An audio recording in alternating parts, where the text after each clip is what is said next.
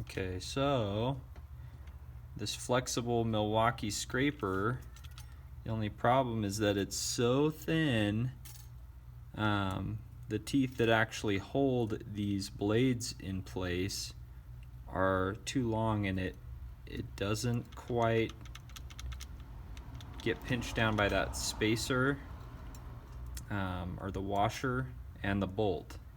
So it has a lot of play to it. I don't know if you can hear that. And when you turn it on, it causes it to shake way too much, and it creates a terrible noise.